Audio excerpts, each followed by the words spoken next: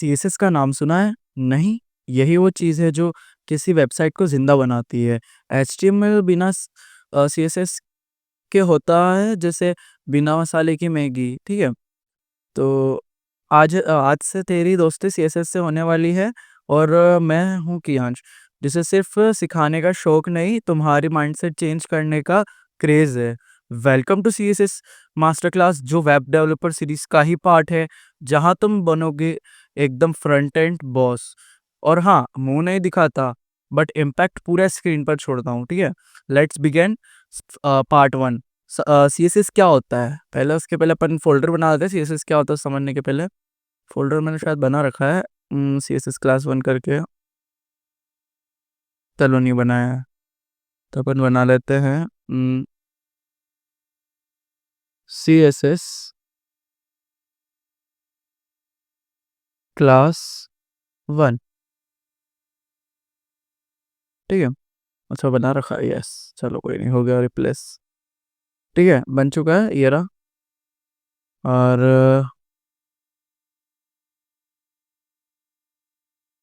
ठीक है, ये बन चुका है फ़ोल्डर। अब अपन इसे वीएस कोड में ओपन कर लेते हैं।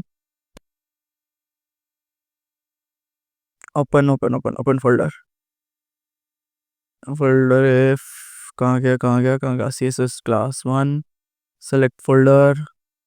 बना लेंगे अपन एक फाइल, इंडेक्स डॉट एचटीएमएल। मैंने पहले भी वीडियो बना रखी है सीएसएस के ऊपर, वो एकदम अच्छी नहीं थी, इसलिए मैं ये सेकंड वीडियो बना रहा हूँ। और अब से सब जो वीडियो आएगी वो अच्छी आएगी। वो वीडियो मुझे लग रहा था कि अच्छी नहीं लगेगी, तो मैंने वो वीडियो नहीं बनाई, उसके छोड़ दिया। और से इसको एक और से वर्ड फिर से डालूंगा, ठीक है? तो कहा थे अपन, हाँ मैं बता रहा था सीएसएस क्या होता है। सीएसएस सबसे पहले उसकी सीएसएस का फुल फॉर्म समझ, ठीक है? सीएसएस की फुल फॉर्म होती है cascading styling sheet. Cascading styling sheet यानी नाम से ही पता चल रहा है कि कुछ स्टाइल देने की चीज़ होगी। फिर उसके बाद सिंपल भाषा में समझाऊँ और भी तो एचटीएमएल स्ट्रक्चर देता है और सीएसएस उस स्ट्रक्चर को लुक, फील, स्वैग देती है, ठीक है? और जैसे एचटीएमएल ने एक बॉडी बनाई है, सीएसएस यूज़ उसे जान देता है। सीएसएस यूज़ करके हम क्या कर सकते हैं? कलर चेंज कर सकते हैं, फ़ॉन्ट स्टाइल धांसू बना सकते हैं, वेबसाइट को मोबाइल फ्रेंडली बना सकते हैं, एनिमेशन भी ऐड कर सकते हैं। जैसे कि हवर इफ़ेक्ट वगैरह होते हैं, तो ये बताता हूँ मैं खोलकर। जैसे कि हवर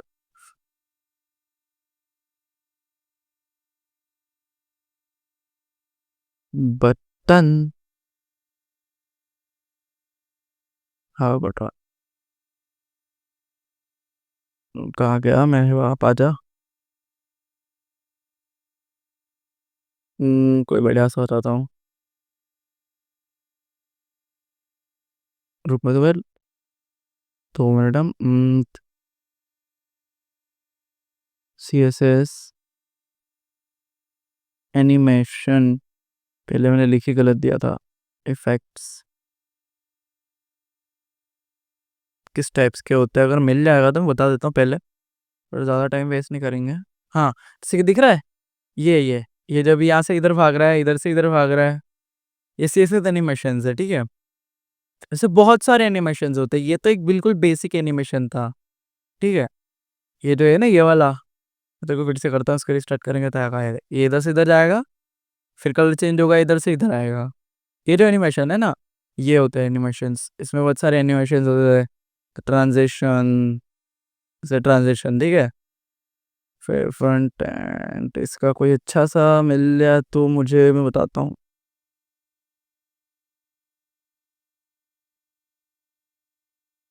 कोई तो मिल जाए, advance rounded corner, order image, text, transition animation,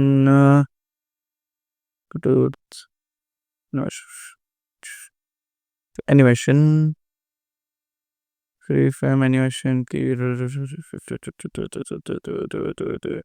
ठीक है? तुम समझ गए, नहीं मिल रहा है अभी मुझे। ज़्यादा टाइम वेस्ट इस पे नहीं करते अपन, ठीक है? फिर भी एक बार एक और देख लेता हूँ तुम्हें बताने के लिए, उससे तुम्हें अच्छे से समझ में आ जाता, बट मिल नहीं रहा, क्या करें, छोड़ो। अपन अपने इसको छोड़ के आगे बढ़ते हैं। हाँ, तो एनिमेशन भी बना सकते हैं। टाइप ऑफ सीएसएस, सीएसएस कितने टाइप्स की होती है? इनलाइन सीएसएस जो डायरेक्ट टैग में लिखा जाता है। इसके लिए अपन एग्जांपल के लिए एक बार इधर बना देते हैं। इधर अपन लिख लेते हैं CSS क्लास 1, और सब फटाफट से लाइक कर दो इस वीडियो को। मैं तुम्हारे लिए इतना अच्छा कंटेंट ला रहा हूँ फ्री में, बिल्कुल, इसलिए बस लाइक कर दो और चैनल को सब्सक्राइब कर दो। H1 H1 इसके अंदर अपन लिखते हैं XYZ, अपन कुछ भी लिख लेते हैं, जैसे कि हेलो। ठीक है, ठीक है। अभी ये अगर अपन इसे लाइव प्रीव्यू करें तो देखो, ये अभी नॉर्मल ब्लैक दिख रहा है। अगर अपन इसके अंदर कलर डालना है, ठीक है, तो इसके अंदर अगर अपन इनलाइन तरीके से कलर डालते हैं, ठीक है, इनलाइन, तो इसी टैग के अंदर जाएंगे, यहाँ पर स्टाइल टैग लिखेंगे, स्टाइल, एंड देन इस पे अपन लिखेंगे कलर। उसके बाद अपन लिखेंगे जो भी कलर डालना है, मेरे को रेड डालना है तो मैं रेड लिख देता हूँ, रेड। और ये हो गया कलर, ठीक है, फिक्स। उसके बाद मान लो आता है इंटरनल सीएसएस। तो इंटरनल सीएसएस के लिए अपन क्या करेंगे? इसके लिए अपन करेंगे, एक काम करते हैं, इंटरनल सीएसएस को अपन पहले तो बता दो कैसे लिखते हैं। इंटरनल सीएसएस लिखते टैग के अंदर, ठीक है, वो स्टाइल टैग के अंदर लिखते हैं, जो HTML5 के हेड में होता है, ठीक है। तो हेड है ना, जो टाइटल लिखा उसके नीचे स्टाइल टैग लगाएंगे, उधर लिखेंगे। तो उसके लिए पहले अपन इस स्टाइल को हटा देते हैं। नहीं, अपन तुम्हें याद, तुम्हारे लिए ये लिखा हुआ रहता ताकि तुम बाद में भी देख सकते हो। H2 इसको अपन कमेंट आउट कर लेते हैं। कमेंट आउट मैंने बताया था आपको, इससे कंट्रोल प्लस, या ना, हो गया। तुम्हें ये लिखना है आगे, ये बनाना है, ठीक है, इसे लिखोगे और ये हो जाएगा कमेंट आउट, ठीक है।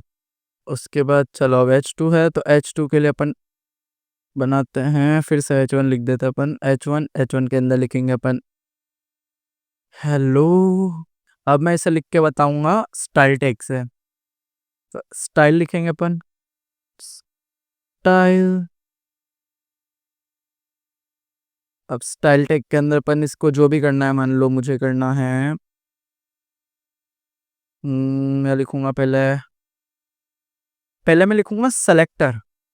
सेलेक्टर क्या है अपना? H1, H1।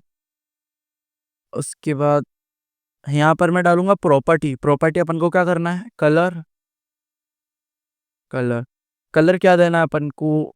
पहले रेड दिया था तो अपन देते अब, हाँ, royal blue, that's it, royal blue. बस ये होता है इंटरनल टैग। ये जो मैंने पहले जो H1 में बताया था जिसका कलर रेड किया था, वो था एक्सटर्नल वो था इनलाइन टैग। अभी जो स्टाइल के अंदर लिखा है वो है इंटरनल टैग। और इसके अलावा भी एक और टैग होता है, वो होता है एक्सटर्नल टैग। अब एक्सटर्नल टैग के लिए आपको जरूरत होती है एक HTML फाइल की, CSS फाइल की।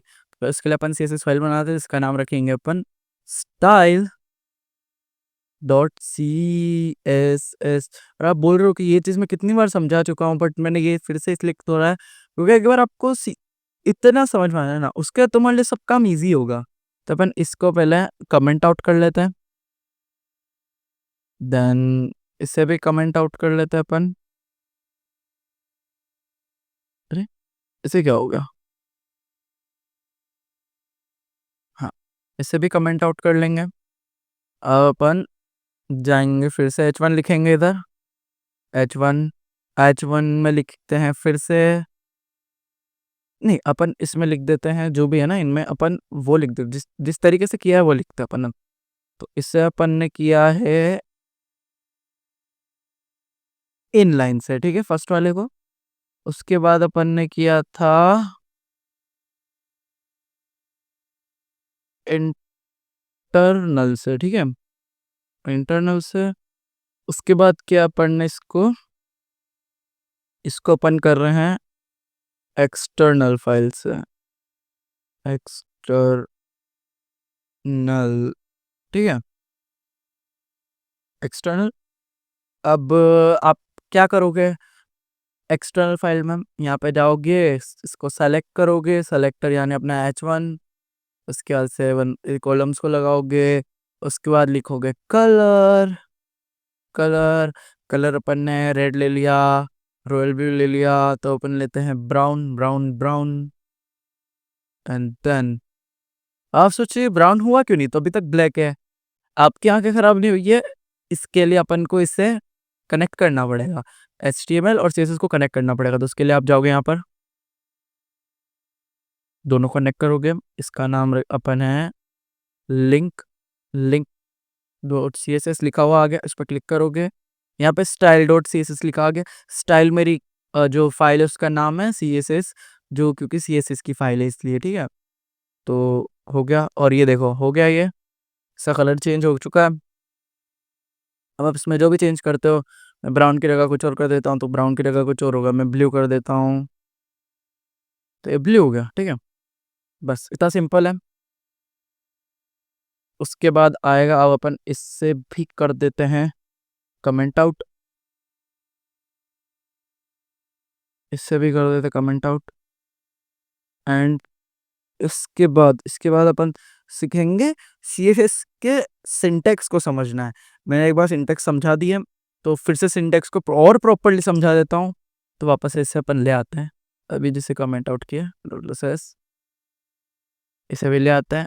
हाँ देखो, अब CSS के सिंटेक्स को समझाने के लिए पहले एग्जाम्पल से समझाता हूँ, फिर इससे भी समझा दूंगा। इसको पहले अपन इसके ऊपर बनाते हैं CSS सिंटेक्स।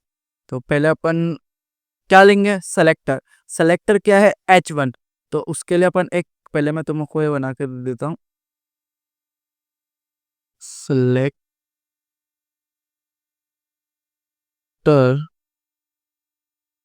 सेलेक्टर होगा, सबसे पहले होगा सेलेक्टर, अरे एक है सेलेक्टर। उसके बाद आएगा आपका property. Property in the sense क्या, आपको क्या करना है, कलर लगाना है, फॉन्ट साइज करनी है, जो भी, तो उसे प्रॉपर्टी कहेंगे, प्रॉपर्टी।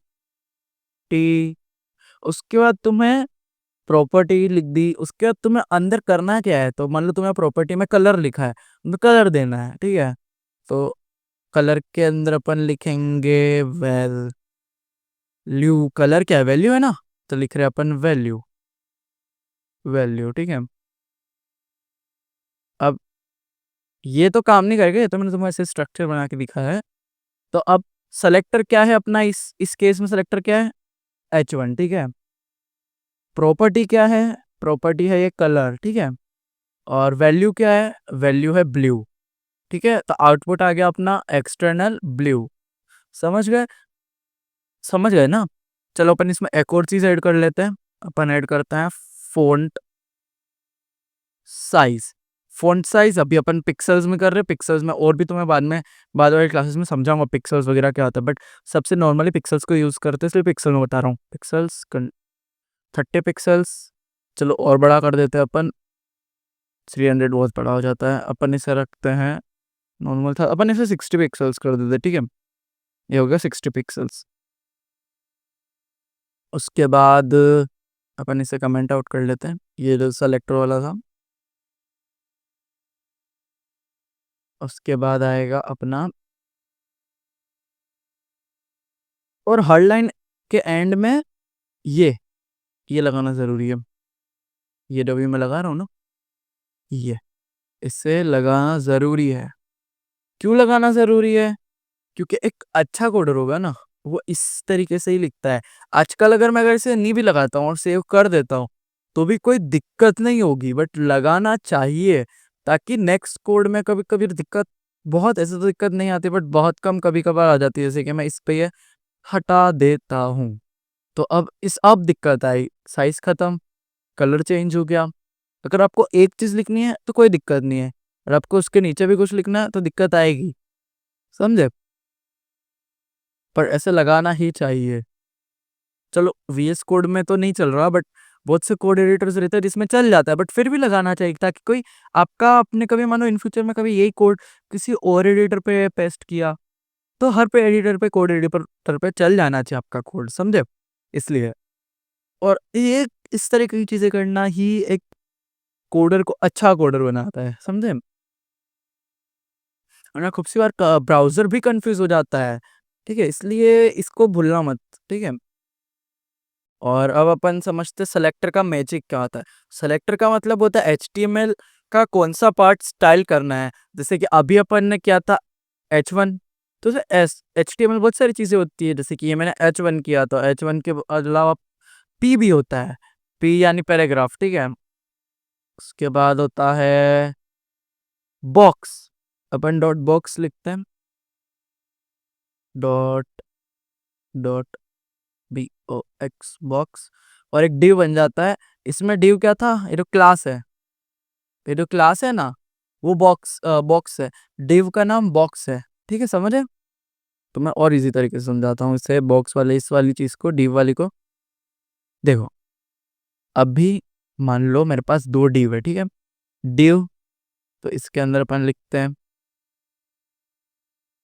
1, और नेक्स्ट डिव, डिव जिसकी अपन क्लास देंगे,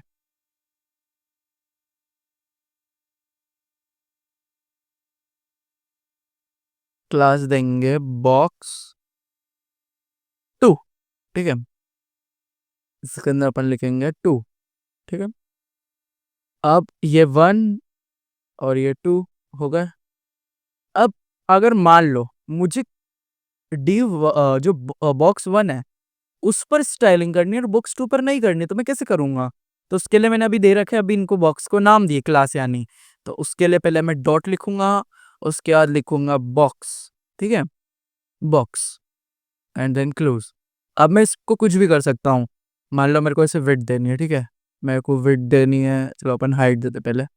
मुझे हाइट देनी है इससे 500 पिक्सल्स। आप सोचो को चेंजेस नहीं आए, चेंजेस क्यों नहीं आए?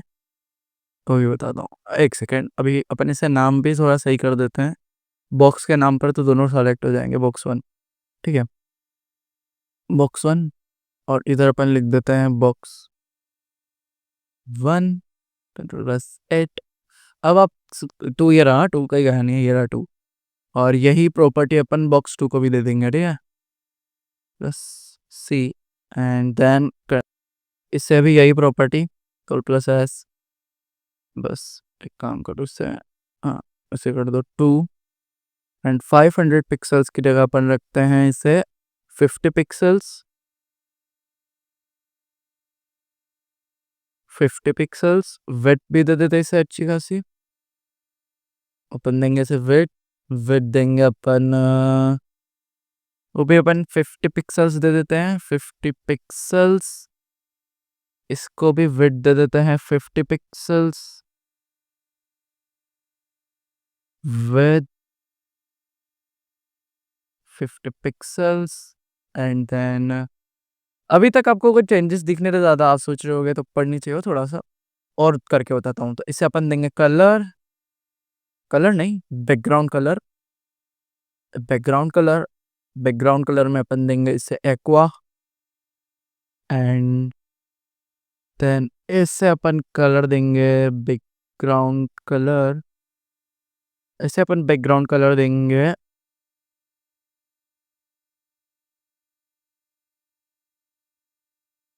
Blue violet. अब आप देख रहे हो इन दोनों के बीच में, इनके बीच में अपन BR टैग लगा देते हैं। BR टैग की फुल फॉर्म लिख देना, ठीक है? BR टैग लगा दिया। अब आपने देखा, ये ना सिर्फ नाम के वजह से, अगर मैं सिर्फ डिव कर देता, मान लो मैं डिव कर देता यहाँ पे, अब अगर मेरे को दोनों में अलग अलग देना, पर अगर मैं सिर्फ डिव कर देता और डिव का मैं बैकग्राउंड कलर कर देता मान लो ब्लैक, तो सब ब्लैक हो जाता। बट अभी भी अभी मान लो मैं पहले से हटाना भी पड़ेगा भाई।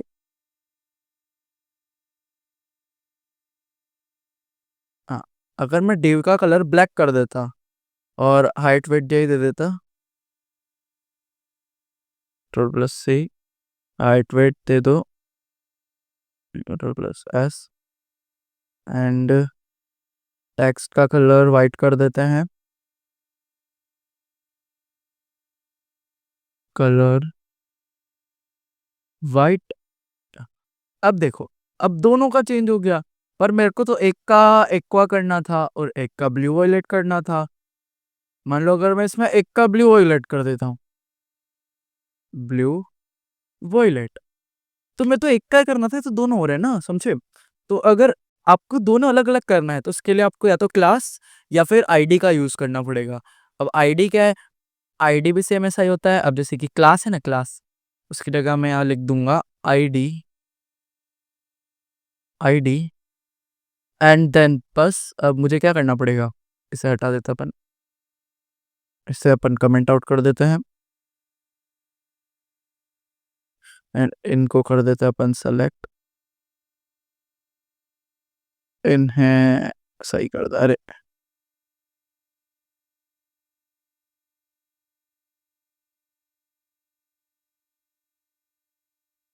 And control plus S. अब ये जो लिखा है ना, डॉट लगाया अपन ने, पॉइंट लगाया डॉट, तो उसकी जगह आपको लिखना है हैशटैग, एंड देन अगर आप आईडी बना रहे हो तो हैशटैग लिखो, और अगर क्लास बना रहे हो तो बॉक्स लिखो। और मोस्ट ऑफ पता नहीं क्यों कोडर क्लास का यूज़ करते हैं, बाकी मैं तो आईडी का यूज़ करता हूँ, but most of coder class का यूज़ करते हैं। तो अगर आपको कहीं से कॉपी पेस्ट करना है तो आप भी क्लास का यूज़ कर सकते हो, अगर शुरू से आप इसे आदत डालोगे तो अच्छा रहेगा। बट मेरी आदत आईडी की है तो मैं आईडी यूज़ करता हूँ, ठीक है। उसके बाद होता है आईडी, समझा दिया तो मैं। अब div और h1 दोनों साथ में भी यूज ले सकते हैं अपन। इसका मतलब क्या हुआ, div के अंदर h1, ठीक है। तो अब मैं समझाता हूँ, मान लो मैंने h1 का टैग है जिसके अंदर मैंने लिखा है x और 2 लिखा है, 2 मैंने h के अंदर लिखा है। अब मुझे इसकी फॉन्ट साइज एडजस्ट करनी है, तो मैं कैसे लिखूंगा, मैं लिखूंगा div का h1 एंड देन दूंगा मैं फॉन्ट साइज, मैं क्या दूँ फॉन्ट साइज, मान लो मैं इसे देता हूँ 615 पिक्सल्स, एंड दैट ये हो गया, ठीक है।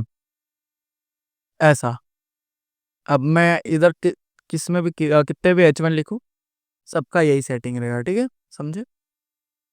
उसके बाद रहता है सब कुछ स्टाइल करना है तो, ठीक है। अगर तुम्हें यूनिवर्सल स्टाइल करना है, यानी कि तुम्हें कोई एक चीज़ है जो इन सब में ही देनी है, जैसे कि बहुत से लोगों की आदत रहती है कोडर्स की, कि मार्जिन पैडिंग पहले 0 कर देते, क्योंकि ज़रूरी भी होता है खूब सी बार, क्योंकि खूब से ब्राउज़र्स खुद का दिमाग लगा देते हैं, क्योंकि उनके पास होता नहीं है बट लगा देते हैं, और अपने हाइट वेट चेंज कर लेते हैं। ऐसा मजाक कर रहा हूँ, होता है उनमें तुमसे ज़्यादा ही दिमाग होता है। मार्जिन,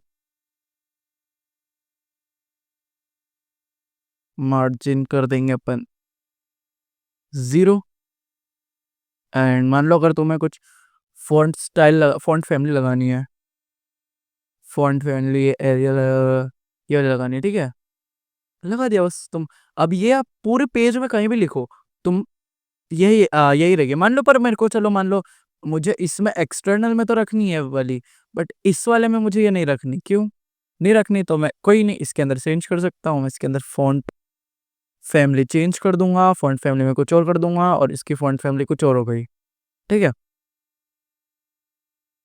समझ गए। मार्जिन हटा दो इसकी, अपन इसकी मार्जिन हटा देते, ठीक है, और हो गया अपना काम। उसके बाद सेलेक्टर से ही तो सीएसएस में गेम बनता है, ठीक है। उसके बाद होता है और क्या बता सकता हूँ मैं तुम्हें, और आज के लिए मेरे को ज़्यादा कुछ लग नहीं रहा है, बट आज के लिए बहुत हो गया। ठीक है, आज के लिए बहुत है इतना ही। मैं इतना इतना सिखा कर भी तुम्हें 10 दिन में इतनी अच्छी तरीके से सिखा दूंगा CSS कि तुम बोलोगे कि यार क्या सिखाया है।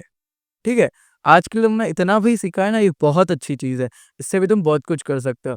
अगर तुझे लगता है कि CSS बोरिंग है, तो इस सीरीज को एंड तक तेरे ब्रेन को बोलेगा फ्रंट एंड करना है, तो CSS ही जिंदगी है। ठीक है, अगर तुझे बोरिंग लग रही है तो फिर तुझे यही बोलना पड़ेगा, क्योंकि ऑप्शन नहीं है, CSS तो सीखना ही पड़ेगा। अगले पार्ट में सीखेंगे colour fonts and CSS units का फुल गेम लाइव एग्जांपल के साथ। तो वीडियो को लाइक ठोक, कमेंट लिख, भाई CSS किंग बनाने के लिए रेडी हूँ, और सब्सक्राइब कर, वरना CSS जावास्क्रिप्ट भी रूट से कंफ्यूज हो करेगी। मिलते हैं नेक्स्ट पार्ट में, तब तक के लिए कोड करो, डिज़ाइन करो और दुनिया को इम्प्रेस करो। टेक से चलता हूँ, bye. Thank you for watching my video.